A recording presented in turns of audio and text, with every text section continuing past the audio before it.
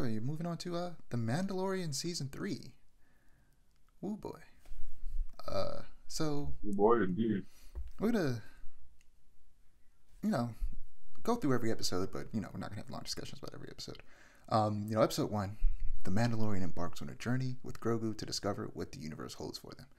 Um, it was just a lot of jet setting, and setting up, season plot lines. Mando and Grogu go to the covert new hideout to learn if the mines of Mandalore still exist, which, he finds out that they do. Then they go to Navarro so he could get IG-11 to help him navigate Mandalore, but IG-11 is broke. Well, they put him back together, but he was a killer again. So he gave him R5, which isn't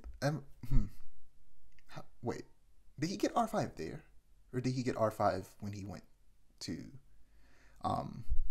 Tatooine? I can't remember. Oh, I think you got R5 when we went to Tatooine. Yeah, I think he went to Tatooine, and that's the same R5 unit from the original trilogy, right? Yep. Okay, I thought I was tripping for a second, because I was like, I don't think he got R5 from Grief.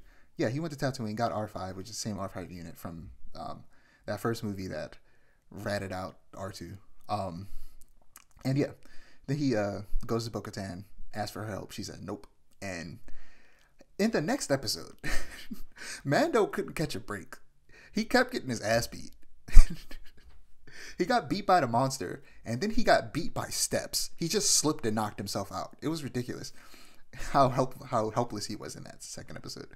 But there was a mythosaur, which, do you think that mythosaur is going to come back and like Bo's going to ride the mythosaur and fight something?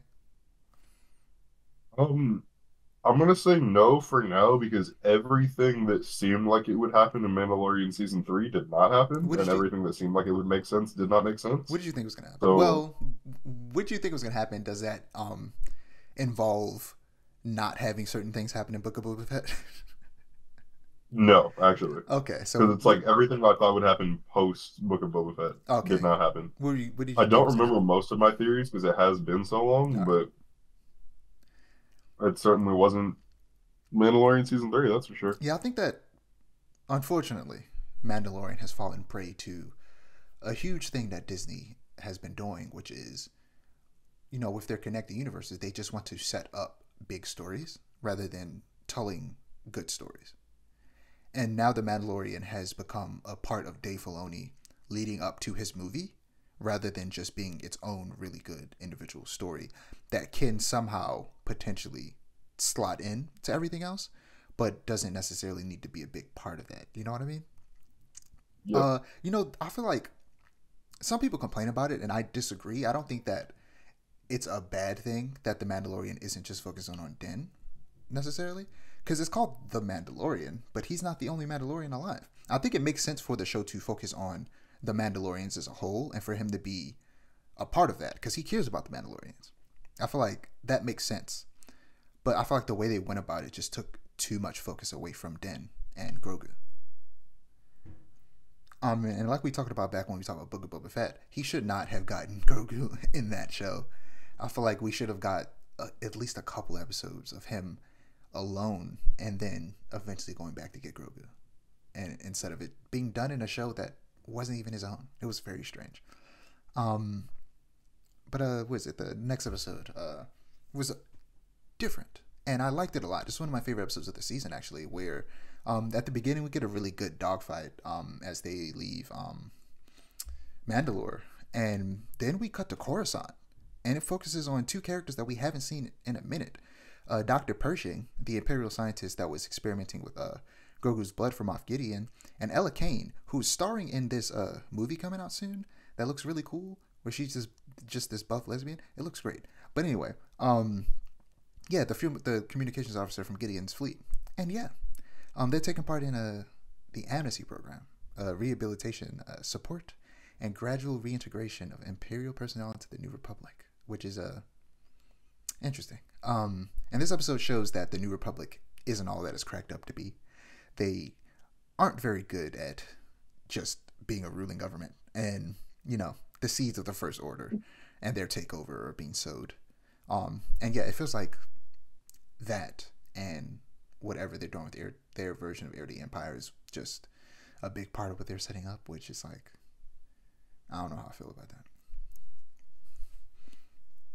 What did you think about that very surprising and surprisingly different episode? I don't know, I feel like a lot of what I have issues with about uh Dave Filoni's style is that a lot of episodes have nothing to do with the main plot. It's Um, it's because he's used to kind of anthology storytelling with the Clone Wars. I feel like and that's why I feel like he shouldn't have this much freedom in his live action shows he shouldn't have this because much this is freedom. not anthology or animated. He So I feel like a lot of the issue that I have with him come from what he's used to doing in animation that do not work here. Here's the reality of it: the live action Star Wars shows were at their best when I feel like Jon Favreau had more control over it. I feel like he's good at that. I feel like Dave Filoni then coming in and kind of imparting his will on everything kind of slowed the ship. I also just love Jon Favreau's movies. Yeah, So like he's just good. He's good at what he does. he's amazing when he does, yeah. If it was up to me, I feel like Dave Filoni should have specifically been like, Animation only.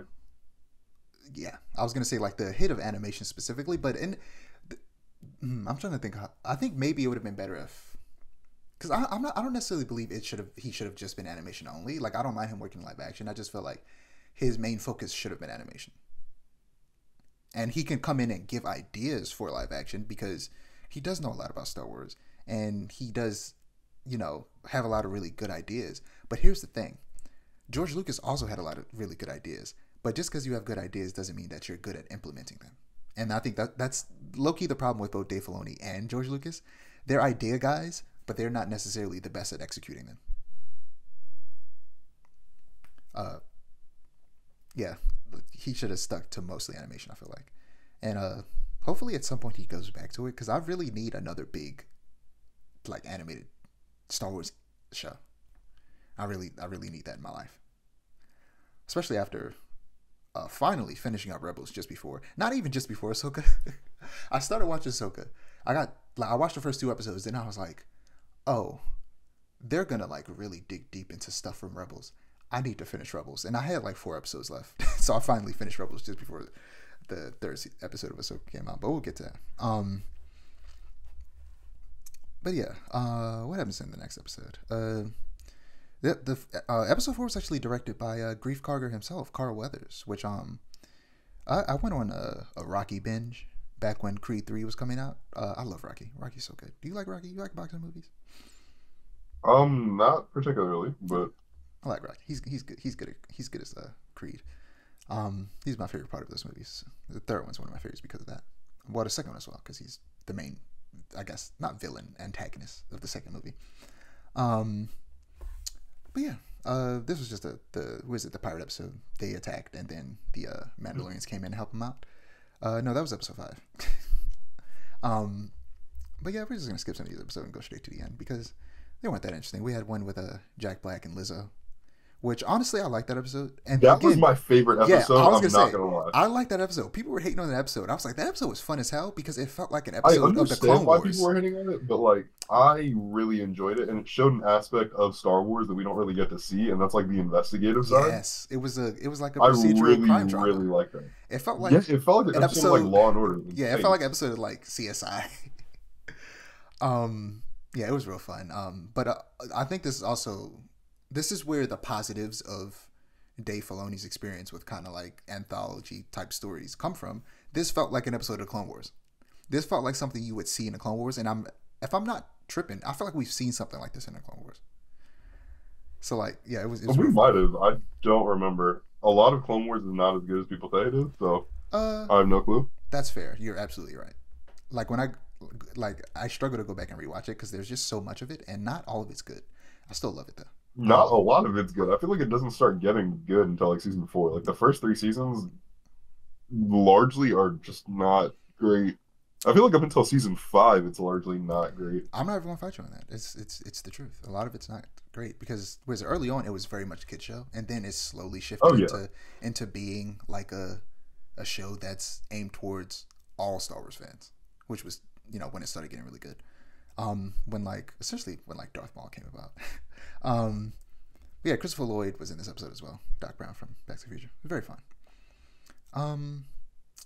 And then we go to the finale. They go to Mandalore.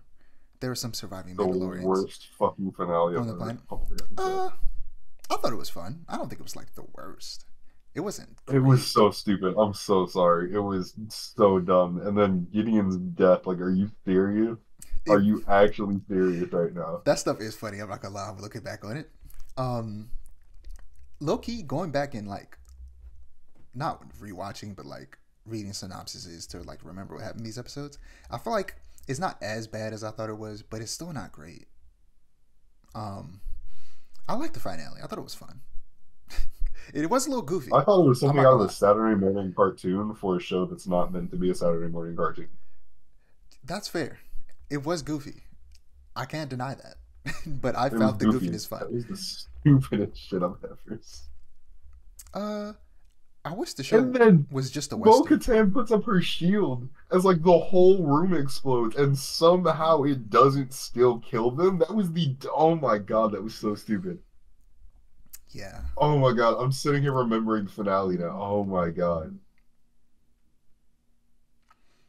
yeah. I don't even want a season 4. I don't even want a season 4 after that. Yeah, I wouldn't be mad if this was just the end of the Mandalorian and he shows up in other stuff, but he's no longer like has his own show. Unless it goes back to being a space western, which it always should have been. Like I'm like that's my biggest problem with season 3. It stopped being a space western, and it started just being kind of more generic Star Wars. And like this was always a little bit more unique than that. I felt like.